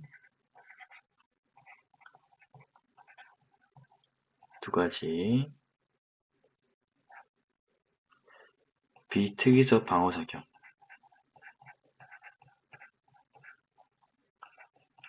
그 다음에 특이적 방어. 자, 여기서 특이적이다, 비특이적 얘기는 뭐냐면 항원을 골라서 제거하느냐, 아니면 이것저것 그냥 무조건 다 막느냐, 이게 문제이기 때문에 됩니까? 그래서 비특이적 방어를 우리는 날 때부터 가지고 있다 해서 선천적 방어라 얘기를 하고요. 뭐 피부라든지 뭐 염증 반응 이런 것들 들어가고요. 됩니까? 염증 반응은 간단히 설명 이렇습니다. 상처가 나요. 그럼 상처 난 곳에 세균이 들어가게 되면 감염된 곳의 주변의 비만세포라는 곳에서 히스타민이라는 물질을 분비합니다. 그러니까 그런 히스타민이 분비되면 혈관이 확장되면서 혈관 내에 있던 백혈구들을 불러 모으게 되고 그 백혈구들에서 그 항원이 제거됩니다. 그래서 이때 이 백혈 항원이 전에 들어왔느냐 아니면 이번에 새로 들어왔느냐 구분하지 않고 무조건 다 제거합니다. 라고 하면서 비특이적 방어라고 얘기를 합니다. 됩니까? 특이적 방어는 얘가 작년에 전에 한번 들어왔던 건지 아니면 이번에 새로 들어온 건지에 따라서 구분하게 됩니다. 그래서 이걸 특이적 방어 또는 후천적 방어라 해요.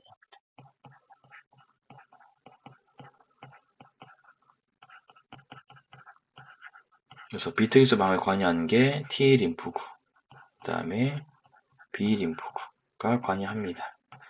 T림프구와 B림프구의 설명은 지난 시간에 했었습니다. 참고해 주시면 좋을 것 같아요. 자, 니은 가에서 세포성 면역이 일어난다. 맞다 했죠? 세포성 면역. T림프, 세포독성 T림프구에서 작동하는 것을 우리는 세포성 면역이라 얘기를 한다. 그다음에 항체 A는 항원 A만 제거할 수 있습니다. 이것을 우리는 특이적이다라고 한다 했습니다. 그래서 정답은 5번이 되겠습니다. 되나요?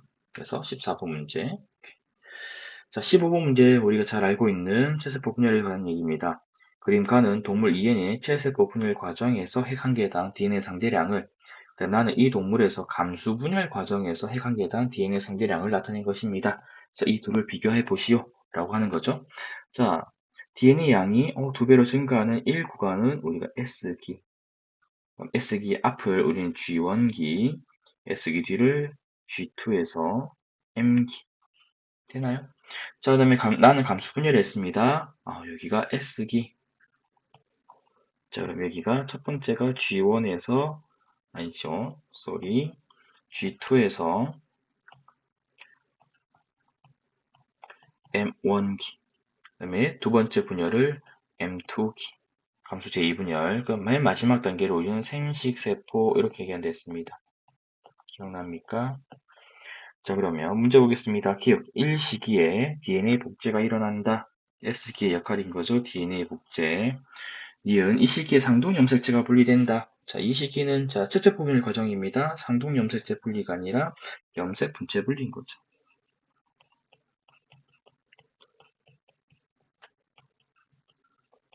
자, 상동 염색체 분리는 언제 일어난다? 그렇죠. 감수 제1분열 이때 상동 염색체 분리. 적을까요? 감수 제1분열일 때 상동 염색체 분리.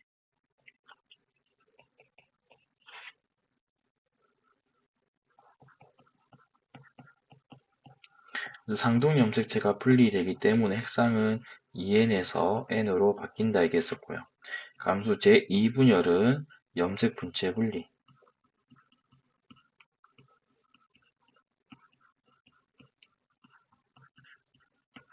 그래서 n에서 n으로 간다 했습니다. 되나요? 자, 그다음에 디귿 3시기와 4시기의 세포에는 핵상은 같다. 자, 3시기는 감수 제2분열, 4시기는 생식세포. 됩니까? 그러면 염색 분체 분리이기 때문에 핵상은 서로 같다 되겠죠. 그래서 기읍과 디귿이 정답 3번이 되겠습니다. 그래서 이 관련된 문제들도 실수하지 않도록 해주시면 좋을 것 같습니다. 자, 16번 문제입니다. 다음은 큰 뿔량에 대한 자료입니다. 큰 뿔량의 수컷들은 뿔의 크기나 크기 비교나 뿔치기를 통해서 순위를 정합니다. 자, 큰 뿔량 수컷 사이에 순위가 일정되면 먹이 획득과 번식 과정에서 불필요한 경쟁을 줄일 수 있습니다. 자, 그러면은 이것은 큰 뿔량 사이에서 일어나는 것들이니까 순위제라고 얘기할 수 있겠죠. 순위제에 대한 자료입니다. 자, 이 자료에서 나타난 개체군 내의 상호작용과 관련 깊은 것은? 이라고 물었습니다. 됩니까? 우린 각각 예시들을 한번 살펴봅시다. 우두머리 늑대는 늑대무리일 겁니다. 그렇죠? 리더제 되겠죠. 그 다음에 여왕개미는 일개미 역할을 분담하여 생활합니다. 사회생활.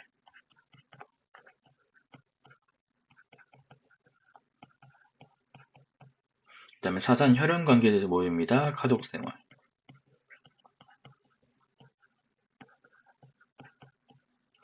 높은 순위의 닭이 낮은 순위의 닭보다 먼저 모이를 먹습니다. 순위제. 그 다음에 은어는 일정 공간 차지하고 다른 은어의 침입을 막습니다. 텃세. 그래서 개체군 내 상호작용의 예시들 기억해 주시면 좋겠습니다. 그래서 16번의 정답은 4번 되겠습니다. 되나요? 그래서 되게 간단한 문제였습니다. 자, 그다음에 17번 문제. 자, 이건 가계도의 문제입니다. 되나요? 자, 기억은 라지 H와 스몰 h에서, 그다음 니은은 라지 T와 스몰 t에서 결정됩니다. 라지 H에 대해, 라지, 라지 H는 스몰 h에 대해서, 라지 T는 스몰 t에 대해서 각각 우성입니다. 그다음 문제는 하나는 상염색체에, 다른 하나는 성염색체에 존재합니다. 구성원의 발현 여부는 다음과 같습니다. 이렇게 되어 있죠. 됩니까? 자, 그러면 먼저 얘를 나눠서 한번 봅시다. 여기 처음이니까. 자, 그러면 기억부터 먼저 보면 이 되겠죠?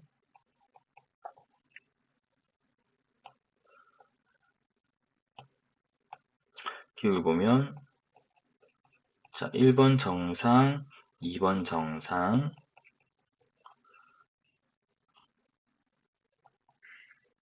그 다음에 기억. 얘를 이렇게 하지 말고요.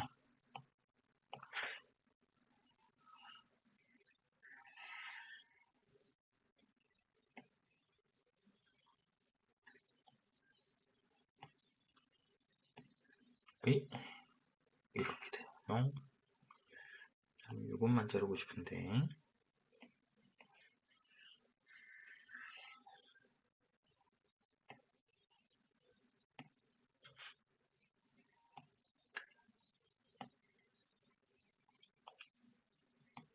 자,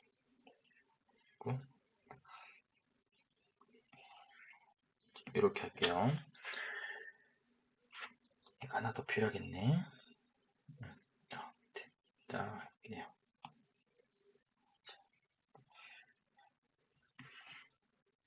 이렇게 자, 지금 되어 있습니다. 자, 그러면 기억에 대해서 정상,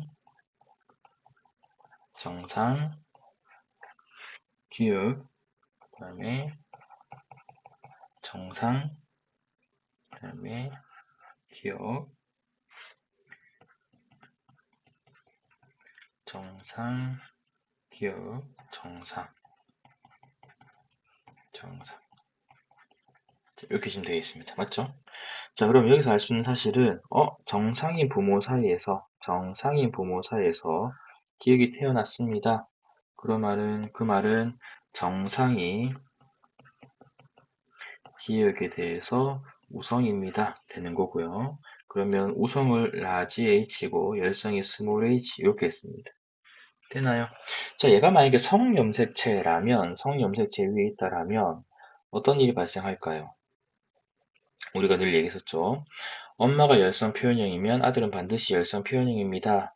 그 다음에 딸이 열성 표현형이면 아버지가 반드시 열성 표현형입니다. 라고 얘기했습니다. 기억납니까? 자, 여기서 기억이 지금 열성입니다. 맞죠? 기억이 지금 열성입니다. 열성이고요.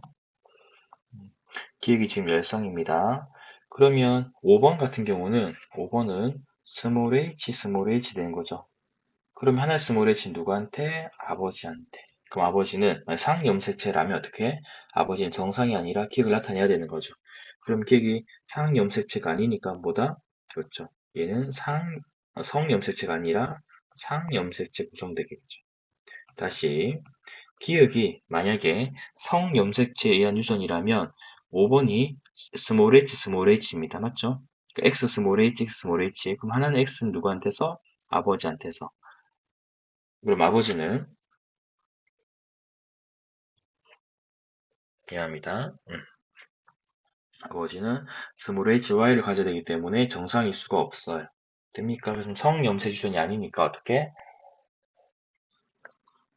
상염색 유전이 될 수밖에 없더라 되는 거죠. 되나요? 그렇게 문제를 풀면 될 것 같습니다. 그러면 얘를 이제 정리를 하면 이렇게 되는 거죠. 아이고.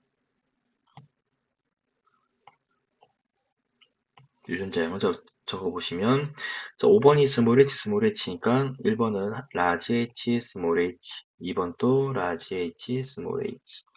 됩니까? 9번이 스몰 h니까 6번이 라지 h, 스몰 h, 7번 또 라지 h, 스몰 h.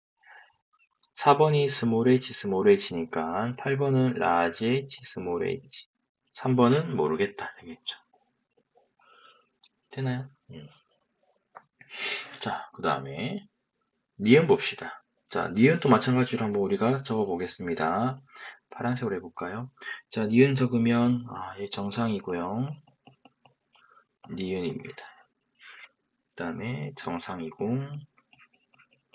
그래서 두 개의 표현이 같이 나오는 같은 경우는 여러분들이 좀 잘 봐줘야 되는 부분들이 있어요. 그래서 따로 두 가지를 동시에 그려서 하기에는 아직 연습이 좀 더 필요한 부분들이 있을 것 같습니다. 정상이고, 니은이고, 그 다음에 얘가 정상입니다. 됩니까? 자, 그러면 우리가 알고 있는 사실은 이런 거죠. 라지 t가 스몰 t에 대해서 우성이고요. 그 다음에 얘는 성염색체에 의한 유전입니다. 라고 하는 거. 왜? 기억이 상염색체 유전이니까 니은은 반드시 성염색체 유전일 수밖에 없는 거죠. 문제에 주어진 조건에 의해서. 자, 그러면 이제 어느 게 우성인지, 기억이 우성인지, 정상이 우성인지를 찾아야 되는 거죠. 됩니까? 자, 만약에 니은이 열성이라 해봅시다. 니은이 한번 열성이라고 생각을 해봅시다. 자, 그러면 니은이 열성이면, 자, 딸이 열성이면 반드시 아버지는 뭐다? 열성이어야 됩니다. 했었죠. 왜? 니은이 스몰 t를 가져요. 니은이래. 8번이 스몰 t를 가져요. 열성이니까. 그러면 하나의 스몰 t 누구한테서? 아버지한테서. 그럼 아버지는 스몰 ty가 돼야 됩니다. 그러면 3번과 8번은 유전자형이 동일해야 돼요. 됐나요? 근데 아니라는 거죠. 그래서 그럼 아니네 라고 얘기하면 니은이 우성, 그 다음에 정상이 열성 이렇게 되겠죠. 됩니까? 그럼 우리가 한번 다 적어봅시다.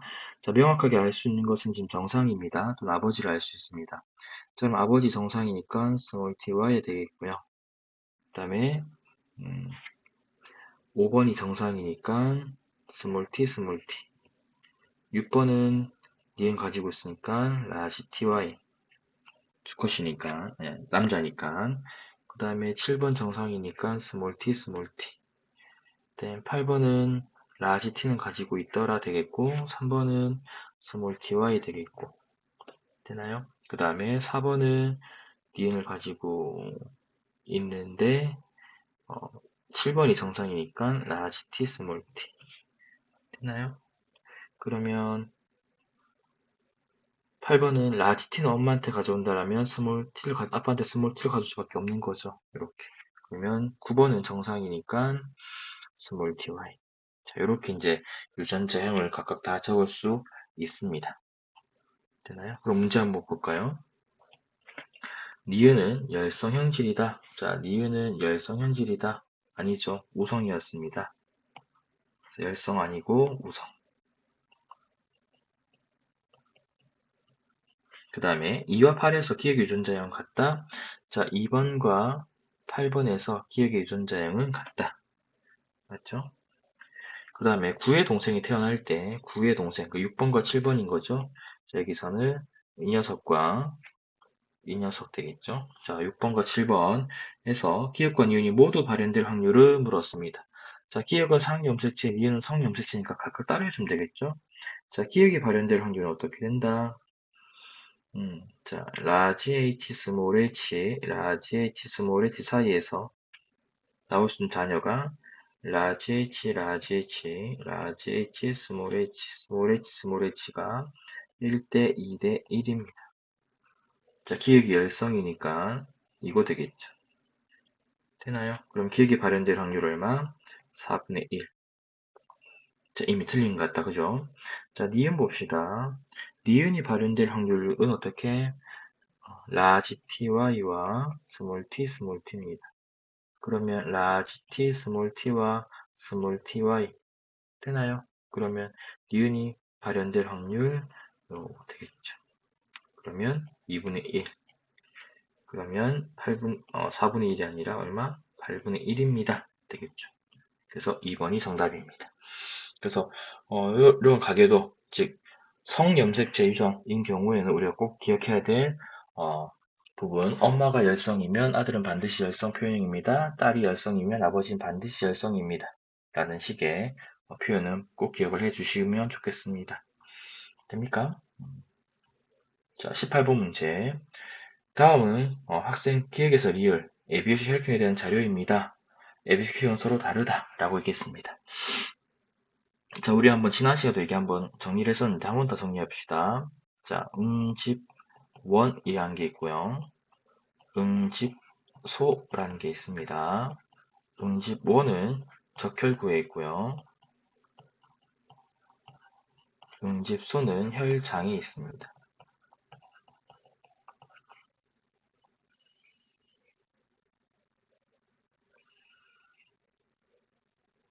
그 다음에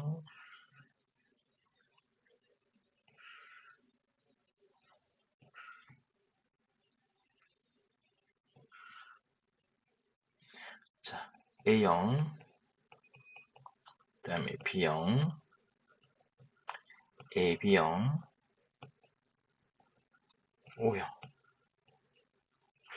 자, A형은 응집원 A를 가지고 있기 때문에 A라 했고, B는 B를 가지고 있어서, AB는 AB 둘 다 가지고 있어서, O는 없어서, 그럼 응집소는 A는 베타를, B형은 알파를, AB형은 없습니다. O형은 둘 다를.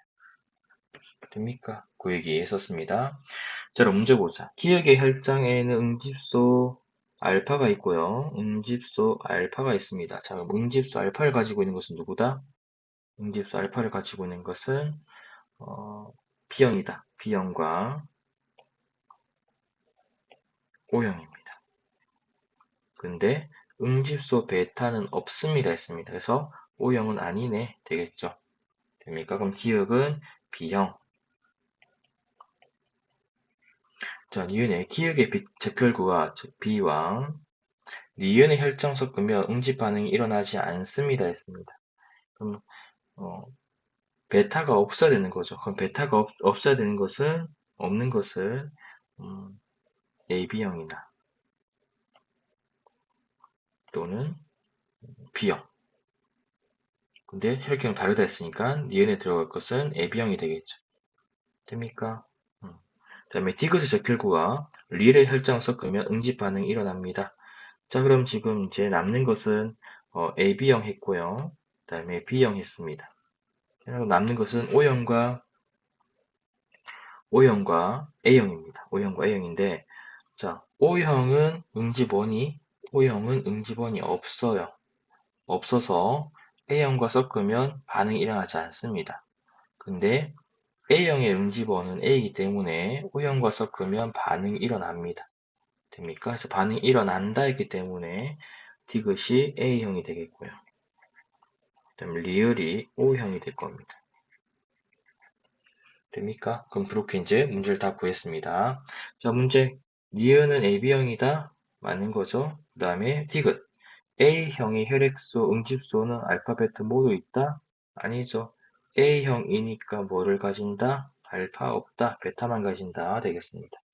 그 다음에 디귿의 적혈구, 아니, 기역의 적혈구, 기역배출구 B와 리을의 혈장, 알파와 베타 되겠죠. O형이니까. 섞으면 응집 반응이 일어나지 않는다? 아니죠. 일어난다 되겠죠. 그래서 이것은 1번이 되겠습니다. 됩니까? 이렇게. 자, 19번 문제. 그림 어떤 지역의 식물 분집에서 자, 산불이 일어난 후 천이 과정을 나타낸 것입니다. 자, 이건 우리 아직 하지 않았는데 식물 분집의 변화를 얘기를 하는 것을 우리는 천이라고 불러요. 천이. 자, 즉 아무것도 없습니다. 그러니까 아예 땅이 없습니다. 그래서 화산 활동으로 용암지대가 만들어져요. 자, 그럼 이 지역이 어떻게 숲을 이루어지는지에 대한 얘기입니다. 자, 용암지대 아무것도 없는 곳에서 뭐가 등장하냐면 처음에 지의류가 등장합니다. 지의류. 자, 지의류는 균류와 곰팡이와 조류, 플랑크톤의 공생관계에 있는 것을 지의류라 해요. 그래서 얘가 용암지대에 화산암을 풍화시킵니다. 그래서 토양을 만들어요. 그래서 처음에 등장한 것이 뭐냐면 초원입니다. 풀밭이 만들어져요. 그 다음에 이제 허리까지 높이 오는 관목림이 만들어집니다. 그 다음에 이제 나무가 들어올 건데 관목림 다음에 등장하는 게 빛을 세기가 쓸 때 많이 자랄 수 있는 양지식물로 이루어진 숲인 양수리. 그 다음에 이제 양수식물과 음수식물이 같이 자라는 호남리. 그 다음에 음수리. 그래서 마지막 단계를 우리는 뭐라 하냐면 극상입니다. 이렇게 얘기합니다. 가장 안정된 상태입니다. 라고요. 됩니까? 자, 요 과정인데, 자, 중간에 만약에 산불이 납니다. 자, 이러한 과정을 우리는 뭐냐면 1차 천이라고 불러요. 1차 천이. 근데 이러다가 이제 산불이 납니다. 산불이 나면 다시 시작하는데 이미 흙은 존재합니다. 그래서 어디부터 시작하냐면 산불이 일어나면 초원부터 시작됩니다. 초원. 되나요? 그래서 중간에부터 시작되는 것을 우리는 2차 천이 이렇게 얘기합니다. 되나요? 그러면 이제 문제에서 자, 호나님 다음에 여기 산불이 발생했습니다. 라고 했어요. 그러면 A가 초원, 그 다음에 관목림, 그 다음에 B가 양수림, 호남림, 음수림 순으로 됩니까? 그래서 이 과정들을 외우고 있으면 되는 문제. 자, 그럼 기억의 가 과정은 1차천이다? 아니죠. 3풀 이유니까 2차천이다. A는 초원이다. 맞는 거고, 이 지역에서 식물 군집은 B에서 극상을 이룬다. 자, 극상 아까 뭐라 했습니까? 음수림이 극상이라 얘기했어요. 음수림이 극상. 왜? 마지막 단계이기 때문에. 입니까? 그래서 옳은 것은 니은이 되겠습니다. 그래서 천이 과정은 별거 없습니다. 이게 다예요. 입니까? 그래서 요 내용들 꼭 기억해 주시면 좋겠습니다. 자, 어느덧 마지막 문제가 되었습니다. 마지막 유전 문제 되었습니다. 자, 다음 어떤 가족 유전질가에 대한 자료입니다. 자, 이 유전형질은 P와 B별에 의해서 결정이 되고 구성원의 성별과 체세포 한 개당 P와 B별의 상대량을 나타낸 것입니다.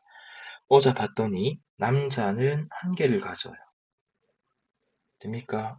그러면 성별에 따라서 한 개다, 두 개다 차이 나는 것이 되는 거죠. 그래서 얘네들은 어디에 있다?